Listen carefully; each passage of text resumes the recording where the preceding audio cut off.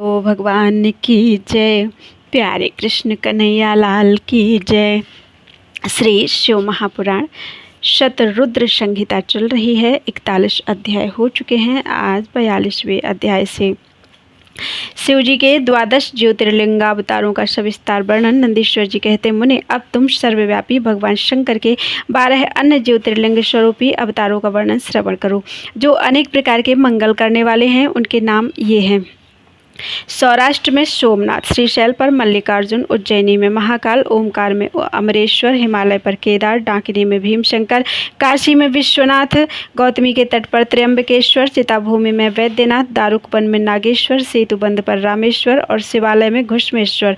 मुने परमात्मा शंभु के यही वे 12 अवतार हैं। ये दर्शन और स्पर्श करने से मनुष्यों को सब प्रकार का आनंद प्रदान करते हैं। मुने उनमें पहला अवतार सोमनाथ का है। यह चंद्रमा के दुख का विनाश करने वाला है। इनका पूजन करने से क्षय और कुष्ठ आदि रोगों का नाश हो जाता है। यह सोमेश्वर नामक शिवावतार सौराष्ट्र नामक पावन प्रदेश में लिंग रूप से स्थित है। पूर्व काल में चंद्रमा ने इनकी पूजा की थी। वहीं संपूर्ण पापों का विनाश करने वाला एक चंद्र कुंड है, जिसमें स्नान करने से बुद्धिमान मनुष्य संपूर्ण रोगों से मुक्त हो जाता है। परमात्मा शिव के सोमेश्वर नामक महालिंग का दर्शन करने से मनुष्य पाप से छूट जाता है और उसे भोग और मोक्ष सुलभ हो जाते हैं। तात शंकर जी का मल्लिकार्जुन नामक दूसरा अवतार श्रीशैल पर हुआ। वह भक्तों को अभीष्ट फल प्रदान करने वाला है। मुने भगवान शिव परम प्रसन्नता पूर्वक अपने निवास स्थान कैलाशगिरी से लिंग रूप में श्रीशैल पर पधारे हैं। पुत्र प्राप्ति के लिए इनकी स्तुति की जाती है। मुने यह जो दूसरा ज्योतिर्लिंग है, वह दर्शन और पूजन करने से महासुख कारक होता है और अंत में मुक्ति भी प्रदान कर देता है। इसमें तनिक भी संशय नहीं है। तात शंकर जी का महाकाल नामक तीसरा अवतार उज्जैनी नगरी में हुआ। वह अपने भक्तों की रक्षा करने वाला है। एक बार रत्नमाल निवासी दूषण नामक असुर, जो वैदिक धर्म का विनाशक, विप्रद्रोही तथा सब कुछ नष्ट करने वाला था, उज्जैनी में जा पहुंचा। तब वेद नामक ब्राह्मण के पुत्र ने शिव जी का ध्यान किया। फिर तो शंकर जी ने तुरंत ही प्रकट होकर हुंकार द्वारा उस असुर को भस्म कर दिया। तत्पश्चात अपने भक्तों का सर्वथा पालन करने वाले शिव देवताओं की प्रार्थना करने पर महाकाल नामक ज्योतिर्लिंग स्वरूप से वहीं प्रतिष्ठित हो गए। इन महाकाल नामक लिंग का प्रयत्न पूर्वक दर्शन और पूजन करने से मनुष्य की सारी कामनाएं पूर्ण हो जाती हैं और अंत में उसे परम गति प्राप्त होती है। परम आत्मबल से संपन्न परमेश्वर शंभु ने भक्तों को अभीष्ट फल प्रदान करने वाला ओमकार नामक चौथा अवतार धारण किया। मुनि विंध्यगिरि ने भक्ति पूर्वक विधि विधान से शिव जी का पार्थिव लिंग स्थापित किया। उसी लिंग से विंध्य का मनोरथ पूर्ण करने वाले महादेव प्रकट हुए। तब देवताओं की प्रार्थना करने पर भुक्ति मुक्ति के प्रदाता भक्तवत्सल लिंग रूपी शंकर वहाँ 2 रूपों में विभक्त हो गए। मुनीश्वर उनमें एक भाग ओमकार में ओमकारेश्वर नामक उत्तम लिंग के रूप में प्रतिष्ठित हुआ और दूसरा पार्थिव लिंग परमेश्वर नाम से प्रसिद्ध हुआ। मुने इन दोनों में जिस किसी का भी दर्शन पूजन किया जाए, उसे भक्तों की अभिलाषा पूर्ण करने वाला समझना चाहिए। महामुने, इस प्रकार मैंने तुम्हें इन दोनों महादिव्य ज्योतिर्लिंगों का वर्णन सुना दिया। परमात्मा शिव के 5वें अवतार का नाम है केदारेश। वह केदार में ज्योतिर्लिंग रूप से स्थित है। मुनि वहाँ श्रीहरि के जो नर नारायण नामक अवतार हैं, उनकी प्रार्थना करने पर शिवजी हिमगिरी के केदार शिखर पर स्थित हो गए। वे दोनों उस केदारेश्वर लिंग की नित्य पूजा करते हैं। वहाँ शंभु दर्शन और पूजन करने वाले भक्तों को अभीष्ट प्रदान करते हैं। तात सर्वेश्वर होते हुए भी शिव इस खंड के विशेष रूप से स्वामी हैं। शिव जी का यह अवतार संपूर्ण अभीष्टों को प्रदान करने वाला है। महाप्रभु शंभु के 6ठे अवतार का नाम भीमशंकर है। भीमासुर, इस अवतार में उन्होंने बड़ी बड़ी लीलाएं की और भीमासुर का विनाश किया है। कामरूप देश के अधिपति राजा सुदक्षिण शिव जी के भक्त थे। भीमासुर उन्हें पीड़ित कर रहा था। तब शंकर जी ने अपने भक्त को दुख देने वाले उस अद्भुत असुर का वध करके उनकी रक्षा की। फिर राजा सुदक्षिण की प्रार्थना करने पर स्वयं शंकर जी डाकिनी में भीमशंकर नामक ज्योतिर्लिंग स्वरूप से स्थित हो गए। मुनि, जो समस्त ब्रह्मांड स्वरूप तथा भोग मोक्ष का प्रदाता है, वह विश्वेश्वर नामक 7वां अवतार काशी में हुआ। मुक्तिदाता सिद्ध स्वरूप स्वयं भगवान शंकर अपनी पूरी काशी में ज्योतिर्लिंग रूप में स्थित हैं। विष्णु आदि सभी देवता, कैलाशपति शिव और भैरव नित्य उनकी पूजा करते हैं। जो काशी विश्वनाथ के भक्त हैं और नित्य उनके नामों का जप करते रहते हैं, वे कर्मों से निर्लिप्त होकर कैवल्य पद के भागी होते हैं। चंद्रशेखर शिव का जो त्र्यंबक नामक 8वां अवतार है, वह गौतम ऋषि के प्रार्थना करने पर गौतमी नदी के तट पर प्रकट हुआ था। गौतम की प्रार्थना से उन मुनि को प्रसन्न करने के लिए शंकर जी प्रेम पूर्वक ज्योतिर्लिंग स्वरूप से वहां अचल होकर स्थित हो गए। अहो, उन महेश्वर का दर्शन और स्पर्श करने से सारी कामनाएं सिद्ध हो जाती हैं, तत्पश्चात मुक्ति भी मिल जाती है। शिव जी के अनुग्रह से शंकर प्रिया परम पावनी गंगा गौतम के स्नेहवश वहाँ गौतमी नाम से प्रवाहित हुई हैं। उनमें नवा अवतार वैद्यनाथ नाम से प्रसिद्ध है। इस अवतार में बहुत सी विचित्र लीलाएं करने वाले भगवान शंकर रावण के लिए आविर्भूत हुए थे। उस समय रावण द्वारा अपने लाए जाने को ही कारण मानकर महेश्वर ज्योतिर्लिंग स्वरूप से चिताभूमि में प्रतिष्ठित हो गए। उस समय वे त्रिलोकी में वैद्यनाथेश्वर नाम से विख्यात हुए। वे भक्तिपूर्वक दर्शन और पूजन करने वाले को भोग मोक्ष के प्रदाता हैं। मुने, जो लोग इन वैद्यनाथेश्वर शिव के महात्म्य को पढ़ते हैं अथवा सुनते हैं, उन्हें यह भुक्ति मुक्ति का भागी बना देता है। 10वां नागेश्वर अवतार कहलाता है। यह अपने भक्तों की रक्षा के लिए प्रादुर्भूत हुआ था। यह सदा दुष्टों को दंड देता रहता है। इस अवतार में शिवजी ने दारुक नामक राक्षस को, जो धर्मघाती था, मारकर वैश्यों की स्वामी अपने सुप्रिय नामक भक्त की रक्षा की थी। तत्पश्चात बहुत सी लीलाएं करने वाले विपराध पर प्रभु शंभु लोगों का उपकार करने के लिए अंबिका सहित ज्योतिर्लिंग स्वरूप से स्थित हो गए। मुने, नागेश्वर नामक उस शिवलिंग का दर्शन तथा अर्चन करने से राशि की राशि महान पातक तुरंत विनष्ट हो जाते हैं। मुने, शिव जी का 11वां अवतार रामेश्वर अवतार कहलाता है। वह श्री रामचंद्र का प्रिय करने वाला है। उसे श्री राम ने ही स्थापित किया था। जिन भक्त वत्सल शंकर ने परम प्रसन्न होकर श्री राम को प्रेम पूर्वक विजय का वरदान दिया, वे ही लिंग रूप में आविर्भूत हुए। मुनि, तब श्री राम के अत्यंत प्रार्थना करने पर वे सेतुबंध पर ज्योतिर्लिंग रूप से स्थित हो गए। उस समय श्री राम ने उनकी भली भांति सेवा पूजा की। रामेश्वर की अद्भुत महिमा की भूतल पर किसी से तुलना नहीं की जा सकती। यह सर्वदा भुक्ति मुक्ति की प्रदायिनी तथा भक्तों की कामना पूर्ण करने वाली है। जो मनुष्य सद्भक्ति पूर्वक रामेश्वर लिंग को गंगा जल से स्नान कराएगा, वह जीवन मुक्ति ही है। वह इस लोक में जो देवताओं के लिए भी दुर्लभ है, ऐसे संपूर्ण भोगों को भोगने के पश्चात परम ज्ञान को प्राप्त होगा। फिर उसे केवल अर्थात मोक्ष मिल जाएगा। घुष्मेश्वर अवतार शंकर जी का 12वां अवतार है। वह नाना प्रकार की लीलाओं का कर्ता, भक्त वत्सल तथा घुष्मा को आनंद देने वाला है। मुने, घुष्मा का प्रिय करने के लिए भगवान शंकर दक्षिण दिशा में स्थित देवशैल के निकटवर्ती एक सरोवर में प्रकट हुए थे। घुष्मा के पुत्र को सुदेह ने मार डाला था। उसे जीवित करने के लिए घुष्मा ने शिव जी की आराधना की। तब उनकी भक्ति से संतुष्ट होकर भक्त वत्सल शंभु ने उनके पुत्र को बचा लिया। तदनंतर कामनाओं के पूरक शंभु घुष्मा की प्रार्थना से उस तड़ाग में ज्योतिर्लिंग रूप से स्थित हो गए। उस समय उनका नाम घुष्मेश्वर हुआ।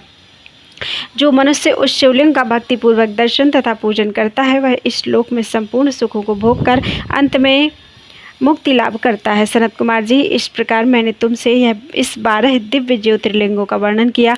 ये सभी भोग और मोक्ष के प्रदाता हैं। जो मनुष्य ज्योतिर्लिंगों की इस कथा को पढ़ता है अथवा सुनता है, वह संपूर्ण पापों से मुक्त हो जाता है तथा भोग मोक्ष को प्राप्त करता है। इस प्रकार मैंने इस शतरुद्र नाम की संगीता का वर्णन कर दिया। यह शिव के 100 अवतारों की उत्तम कीर्ति से संपन्न तथा संपूर्ण अभीष्ट फलों को देने वाली है। जो मनुष्य इसे नित्य समाहित चित्त से पढ़ता अथवा सुनता है, उसकी सारी लालसाएं पूर्ण हो जाती हैं और अंत में उसे निश्चय ही मुक्ति मिल जाती है। अध्याय 42 पूरा हुआ और शतरुद्र संहिता भी संपूर्ण हुई है। और अब शुरू हो रही है कोटि रुद्र संहिता। 12 ज्योतिर्लिंगों तथा उनके उपलिंगों के वर्णन एवं उनके दर्शन पूजन की महिमा। यो धत्ते निज मायैव भुवनाकारं विकारोज्झितो यस्याहु करुणा कटाक्ष विभवौ स्वर्ग अपवर्गाभिधौ प्रत्यगबोध सुखाद्वयं हृदि सदा पश्यन्ति यं योगिनः तस्मै शैलसुतांचितार्ध बपुषे सस्वनमस्तेजसे।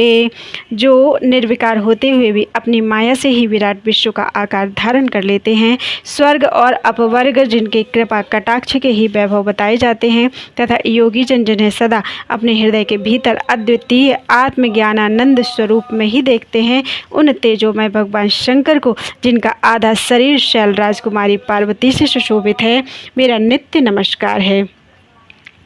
कृपाललितवीक्षणं स्मितमनोज्ञवक्त्राम्बुजं शशाङ्क कलयोज्ज्वलं समितघोरतापत्रयं करोतु किमपि स्फुरत् परं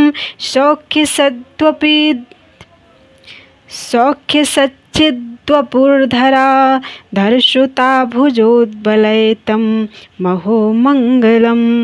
जिसकी कृपापूर्ण चितवन बड़ी ही सुंदर है, जिसका मुखारविंद मंद मुस्कान की छटा से अत्यंत मनोहर दिखाई देता है, जो चंद्रमा की कला से परम उज्ज्वल है, जो आध्यात्मिक आदि तीनों तापों को शांत कर देने में समर्थ है, जिसका स्वरूप सच्चिन्मय एवं परमानंद स्वरूप से प्रकाशित होता है, तथा जो गिरिराज नंदिनी पार्वती के भुजपाश से आवेष्टित है, वह शिव नामक कोई अनिर्वचनीय तेजः पुंज सबका मंगल करे। ऋषि बोले, सूत जी, आपने संपूर्ण लोकों के हित की कामना से नाना प्रकार के आख्यानों से युक्त जो शिवावतार का महात्म्य बताया है, वह बहुत ही उत्तम है। तात, आप पुनः शिव के परम उत्तम महात्म्य का तथा शिवलिंग की महिमा का प्रसन्नतापूर्वक वर्णन कीजिए। आप शिव भक्तों में श्रेष्ठ हैं, अतः धन्य हैं। प्रभु, आपके मुखारबिंद से निकले हुए भगवान शिव के सुरम में यश रूपी अमृत का अपने कर्णपुटों द्वारा पान करके हम तृप्त नहीं हो रहे, अतः फिर उसी का वर्णन कीजिए। व्यास शिष्य, भूमंडल में तीर्थ में जो जो शुभ लिंग हैं, अथवा अन्य स्थलों में भी जो जो प्रसिद्ध शिवलिंग विराजमान हैं, परमेश्वर शिव के उन सभी दिव्य लिंगों का समस्त लोगों के हित की इच्छा से आप वर्णन कीजिए। सूत जी ने कहा, महर्षियों, संपूर्ण तीर्थ लिंगमय है, सब कुछ लिंग में ही प्रतिष्ठित है। उन शिवलिंगों की कोई गणना नहीं है, तथापि मैं उनका किंचित वर्णन करता हूँ। जो कोई भी दृश्य देखा जाता है तथा जिसका वर्णन एवं स्मरण किया जाता है, वह सब भगवान शिव का ही रूप है। कोई भी वस्तु शिव के स्वरूप से भिन्न नहीं है। साधु शिरोमणियों भगवान शंभु ने सब लोगों पर अनुग्रह करने के लिए ही देवता, असुर और मनुष्यों सहित तीनों लोगों को लिंग रूप से व्याप्त कर रखा है। समस्त लोगों पर कृपा करने के उद्देश्य से ही भगवान महेश्वर तीर्थ में और अन्य स्थलों में भी नाना प्रकार के लिंग धारण करते हैं। जहाँ जहाँ जब जब भक्तों ने भक्तिपूर्वक भगवान शंभु का स्मरण किया, तहाँ तहाँ तब तब अवतार लेकर कार्य करके वे स्थित हो गए। लोगों का उपकार करने के लिए उन्होंने स्वयं अपने स्वरूपभूत लिंग की कल्पना की। उस लिंग की पूजा करके शिवभक्त पुरुष अवश्य सिद्धि प्राप्त कर लेता है। ब्राह्मणों, भूमंडल में जो लिंग हैं उनकी गणना नहीं हो सकती, तथापि मैं प्रधान शिवलिंगों का परिचय देता हूँ। मुनिश्रेष्ठ सौनक, इस भूतल पर जो मुख्य ज्योतिर्लिंग हैं उनका आज मैं वर्णन करता हूँ। उनका नाम सुनने मात्र से पाप दूर हो जाता है। सौराष्ट्र में सोमनाथ, श्रीशैल पर मल्लिकार्जुन, उज्जैनी में महाकाल, ओमकार तीर्थ में परमेश्वर, हिमालय के शिखर पर केदार, डाकिनी में भीमशंकर, वाराणसी में विश्वनाथ, गोदावरी के तट पर त्र्यंबक, चिताभूमि में वैद्यनाथ, दारुकावन में नागेश, सेतुबंध में रामेश्वर तथा शिवालय में घुष्मेश्वर का स्मरण करें। जो प्रतिदिन प्रातःकाल उठकर इन 12 नामों का पाठ करता है, वह सब पापों से मुक्त होकर संपूर्ण सिद्धियों का फल प्राप्त कर लेता है। सौराष्ट्रे सोमनाथं च श्रीशैले मल्लिकार्जुनम् उज्जयिन्यां महाकालम् ओंकारे परमेश्वरं केदारं हिमवत् पृष्ठे डाकिन्यां भीमशंकरं वाराणस्यां च विश्वेशं त्र्यंबकं गौतमी तटे वैद्यनाथं चिताभूमौ नागेशं दारुकावने सेतुबन्धे च रामेशं घुष्मेशं तु शिवालये 12 नामानि प्रातरुत्थाय यः पठेत् सर्वपापैर्विनिर्मुक्तः सर्वसिद्धिफलं लभेत। मुनीश्वरों, जिस मनोरथ को पाने की इच्छा रखकर श्रेष्ठ मनुष्य इन 12 नामों का पाठ करेंगे, वे इस लोक और परलोक में उस मनोरथ को अवश्य प्राप्त करेंगे। जो शुद्ध अंतःकरण वाले पुरुष निष्काम भाव से इन नामों का पाठ करेंगे उन्हें कभी माता के गर्भ में निवास नहीं करना पड़ेगा। इन सब के पूजन मात्र से ही इहलोक में समस्त वर्णों के लोगों के दुखों का नाश हो जाता है और परलोक में उन्हें अवश्य मोक्ष प्राप्त होता है। इन 12 ज्योतिर्लिंगों का नैवेद्य यत्नपूर्वक ग्रहण करना चाहिए, अर्थात खाना चाहिए। ऐसा करने वाले पुरुष के सारे पाप उसी क्षण जलकर भस्म हो जाते हैं। ग्राह्यमेषां च नैवेद्यं भोजनीयं प्रयत्नतः तत्कर्तुः सर्वपापानि भस्मसाद्यान्ति वै क्षणात्। यह मैंने ज्योतिर्लिंगों के दर्शन और पूजन का फल बताया। अब ज्योतिर्लिंगों के उपलिंग बताए जाते हैं। मुनीश्वरों, ध्यान देकर सुनो। सोमनाथ का जो उपलिंग है उसका नाम अंतकेश्वर है। वह उपलिंग मही नदी और समुद्र के संगम पर स्थित है। मल्लिकार्जुन से प्रकट उपलिंग रुद्रेश्वर के नाम से प्रसिद्ध है। वह भृगु कक्ष में स्थित है और उपासकों को सुख देने वाला है। महाकाल संबंधी उपलिंग दुग्धेश्वर या दूधनाथ के नाम से प्रसिद्ध है।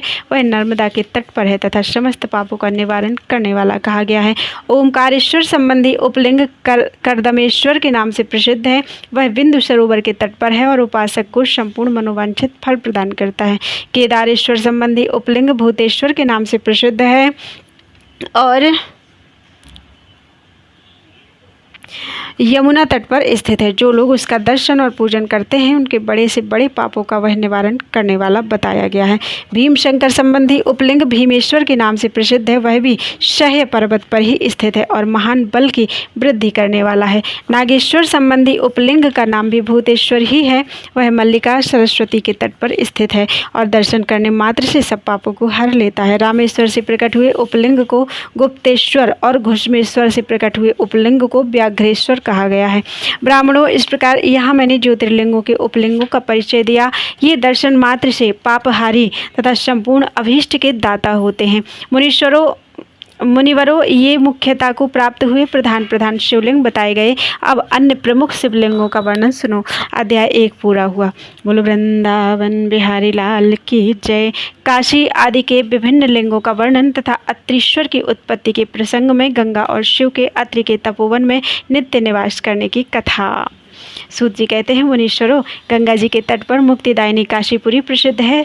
तट पर वह भगवान शिव की निवास स्थली मानी गई है। उसे शिवलिंगमयी ही समझना चाहिए। इतना कहकर सूत जी ने काशी के अविमुक्त कृत्तिवासेश्वर, तिलभांडेश्वर, दशाश्वमेध आदि और गंगा सागर आदि के संगमेश्वर, भूतेश्वर, नारीश्वर, बटुकेश्वर, पूरेश्वर, सिद्धनाथेश्वर, दूरेश्वर, श्रृंगेश्वर, वैद्यनाथ, जप्पेश्वर, गोपेश्वर, रंगेश्वर, बामेश्वर, नागेश, कामेश, विमलेश्वर, प्रयाग के ब्रह्मेश्वर, सोमेश्वर, भारद्वाजेश्वर, शूलटंकेश्वर, माधवेश तथा अयोध्या के नागेश आदि अनेक प्रसिद्ध शिवलिंगों का वर्णन करके अत्रीश्वर की कथा के प्रसंग में यह बतलाया कि अत्रि पत्नी अनसुईया पर कृपा करके गंगा जी वहाँ पधारी। अनसुईया ने गंगा जी से सदा वहाँ निवास करने के लिए प्रार्थना की। तब गंगा जी ने कहा, अनसुईये, यदि तुम 1 वर्ष तक की हुई शंकर जी की पूजा और पति सेवा का फल मुझे दे दो तो मैं देवताओं का उपकार करने के लिए यहाँ सदा ही स्थित रहूंगी। पतिव्रता का दर्शन करके मेरे मन को जैसी प्रसन्नता होती है वैसी दूसरे उपायों से नहीं होती। सती अनसुईये, यह मैंने तुमसे सच्ची बात कही है। पतिव्रता स्त्री का दर्शन करने से मेरे पापों का नाश हो जाता है और मैं विशेष शुद्ध हो जाती हूँ, क्योंकि पतिव्रता नारी पार्वती के समान पवित्र होती है। अतः यदि तुम जगत का कल्याण करना चाहती हो और लोकहित के लिए मेरी मांगी हुई वस्तु मुझे देती हो तो मैं अवश्य यहाँ स्थिर रूप से निवास करूंगी। सूत जी कहते, मुनियों, गंगा जी की यह बात सुनकर पतिव्रता अनसुईया ने वर्ष भर का वह सारा पुण्य उन्हें दे दिया। अनसुईया के पतिव्रत संबंधी उस महान कर्म को देखकर भगवान महादेव जी प्रसन्न हो गए और पार्थिव लिंग से तत्काल प्रकट होकर उन्हें साक्षात दर्शन दिया। शंभु बोले, साध्वी अनसुईये, तुम्हारा यह कर्म देखकर मैं बहुत प्रसन्न हूँ। अतः प्रिय पतिव्रते वर मांगो, क्योंकि तुम मुझे बहुत ही प्रिय हो। उस समय वे दोनों पति पत्नी अद्भुत सुंदर आकृति एवं पंचमुख आदि से युक्त भगवान शिव को वहां प्रकट हुआ देखकर बड़े विस्मित हुए। उन्होंने हाथ जोड़कर नमस्कार करके और स्तुति करके बड़े भक्तिभाव से भगवान शंकर का पूजन किया। फिर उन लोक कल्याणकारी शिव से कहा, ब्राह्मण दंपत्ति बोले, देवेश्वर, यदि आप प्रसन्न हैं और जगदम्बा गंगा भी प्रसन्न है तो आप इस तपोवन में निवास कीजिए और समस्त लोगों के लिए सुखदायक हो जाइए। तब गंगा और शिव दोनों ही प्रसन्न होकर उस स्थान पर जहाँ वे ऋषि शिरोमणि रहते थे प्रतिष्ठित हो गए। इन्हीं शिव का नाम वहाँ अत्रेश्वर हुआ। अध्याय 2 से 4 पूरा हुआ। बोलो वृंदावन बिहारी लाल की जय। ऋषिका पर भगवान शिव की कृपा। एक असुर से उसके धर्म की रक्षा करके उसके आश्रम में नंदिकेश नाम से निवास करना और वर्ष में एक दिन गंगा का भी वहां आना। तदनंतर श्री सूत जी ने जब बहुत से शिवलिंगों की कथा प्रसंग सुना दिए तब ऋषियों ने पूछा, महामते सूत जी, वैशाख शुक्ला सप्तमी के दिन गंगा जी नर्मदा में कैसे आईं? इसका विशेष रूप से वर्णन कीजिए। वहाँ महादेव जी का नाम नंदिकेश्वर कैसे हुआ? इस बात को भी प्रसन्नतापूर्वक बताइए। सूत जी ने कहा, महर्षियों, एक ब्राह्मणी थी जिसका नाम ऋषिका था। वह किसी ब्राह्मण की पुत्री थी और एक ब्राह्मण को ही विधि पूर्वक ब्याही गई थी। विप्रवरो, यद्यपि वह द्विजपत्नी उत्तम व्रत का पालन करने वाली थी तथापि अपने पूर्व जन्म के किसी अशुभ कर्म के प्रभाव से बाल वैधव्य को प्राप्त हो गई। तब वह ब्राह्मण पत्नी ब्रह्मचर्य व्रत के पालन में तत्पर होकर पार्थिव पूजन पूर्वक अत्यंत कठोर तपस्या करने लगी। उस समय अवसर पाकर मूढ़ नाम से प्रसिद्ध एक दुष्ट और बलवान असुर, जो बड़ा मायावी था, काममार से पीड़ित होकर वहां गया। उस अत्यंत सुंदरी कामिनी को तपस्या करती देख वह असुर उसे नाना प्रकार के लोभ दिखाता हुआ उसके साथ संभोग की याचना करने लगा। मुनीश्वरों, परंतु उत्तम व्रत का पालन करने तथा शिव के ध्यान में तत्पर रहने वाली वह साध्वी नारी काम भाव से उस पर दृष्टि न डाल सकी। तपस्या में लगी हुई उस ब्राह्मणी ने उस असुर का सम्मान नहीं किया, क्योंकि वह अत्यंत तपोनिष्ठ और शिव ध्यान परायणा थी। उस कृशांगी युवती से तिरस्कृत होकर उस दैत्यराज मूढ़ ने उसके ऊपर क्रोध प्रकट किया और फिर अपना विकट रूप उसे दिखाया। इसके बाद उस दुष्टात्मा ने भयदायक दुर्वचन कहा और उस ब्राह्मण पत्नी को बारंबार त्रास देना आरंभ किया। उस समय वह उसके भय से थर्रा उठी और अनेक बार स्नेहपूर्वक शिव शिव की पुकार करने लगी। उस तनवंगी द्विजपत्नी ने भगवान शिव का पूर्णतया आश्रय ले रखा था। शिव का नाम जपने वाली वह नारी अत्यंत विह्वल होकर अपने धर्म की रक्षा के लिए भगवान शंभु की ही शरण में गई। तब शरणागत की रक्षा, सदाचार की प्रतिष्ठा तथा उस ब्राह्मणी को आनंद प्रदान करने के लिए भगवान शिव वहां प्रकट हो गए। भक्त वत्सल परमेश्वर शंकर ने उस काम विह्वल दैत्यराज मूढ़ को तत्काल भस्म कर दिया और ब्राह्मणी की ओर कृपा दृष्टि से देखकर भक्ति की रक्षा के लिए दत्त चित्त होकर कहा, वर मांगो। महेश्वर का यह वचन सुनकर उस साध्वी ब्राह्मण पत्नी ने उनके उस आनंदजनक मंगलमय स्वरूप का दर्शन किया। फिर सबको सुख देने वाले परमेश्वर शंभु को प्रणाम करके शुद्ध अंतःकरण वाली उस साध्वी ने हाथ जोड़कर मस्तक झुकाकर उनकी स्तुति की। शरणागत वत्सल, आप दीनबंधु हैं, भक्तों की सदा रक्षा करने वाले ईश्वर हैं। आपने मूढ़ नामक असुर से मेरे धर्म की रक्षा की हुई, क्योंकि आपके द्वारा यह दुष्ट असुर मारा गया। ऐसा करके आपने संपूर्ण जगत की रक्षा की है। अब आप मुझे अपने चरणों की परम उत्तम एवं अनन्य भक्ति प्रदान कीजिए। नाथ, यही मेरे लिए वर है, इससे अधिक और क्या हो सकता है। प्रभु महेश्वर, मेरी दूसरी प्रार्थना भी सुनिए। आप लोगों के उपकार के लिए यहाँ सदा स्थित रहिए। महादेव जी ने कहा, ऋषिकेश, तुम सदाचारिणी और विशेषता मुझ में भक्ति रखने वाली हो। तुम मुझसे जो जो वर मांगे हैं, तुमने मुझसे जो जो वर मांगे हैं, वे सब मैंने तुम्हें दे दिए। ब्राह्मणों, इसी बीच में श्री विष्णु और ब्रह्मा आदि देवता वहां भगवान शिव का आविर्भाव हुआ। जान हर्ष से भरे हुए आए और अत्यंत प्रेम पूर्वक शिव को प्रणाम करके उन सब ने उनका भली भांति पूजन किया। फिर शुद्ध हृदय से हाथ जोड़कर मस्तक झुकाकर उनकी स्तुति भी की। इसी समय साध्वी देवनदी गंगा उस ऋषिका से उसके भाग्य की सराहना करती हुई प्रसन्न चित्त होकर बोली। गंगा ने कहा, ऋषि के वैशाख मास में एक दिन यहाँ रहने के लिए मुझे भी तुम्हें वचन देना चाहिए। उस दिन मैं भी इस तीर्थ में निवास करना चाहती हूँ। सूत जी कहते हैं, महर्षियों, गंगा जी की यह बात सुनकर उत्तम व्रत का पालन करने वाली सती साध्वी ऋषिका ने लोकहित के लिए प्रसन्नतापूर्वक कहा, बहुत अच्छा, ऐसा ही हो। भगवान शिव ऋषिका को आनंद प्रदान करने के लिए अत्यंत प्रसन्न होकर उस पार्थिव लिंग में अपने पूर्ण अंश से विलीन हो गए। यह देखकर सब देवता आनंदित होकर शिव तथा ऋषिका की प्रशंसा करने लगे और अपने अपने धाम को चले गए। उस दिन से नर्मदा का वह तीर्थ ऐसा उत्तम और पावन हो गया तथा संपूर्ण पापों का नाश करने वाले शिव वहाँ नंदिकेश्वर के नाम से विख्यात हुए। गंगा भी प्रतिवर्ष वैशाख मास की सप्तमी के दिन शुभ की इच्छा से अपने उस पाप को धोने के लिए वहां जाती हैं। अध्याय 5 से जाती हैं जो मनुष्यों से विग्रहण किया करती हैं। अध्याय 5 से 7 पूरा हुआ। बोलो वृंदावन बिहारी लाल की जय।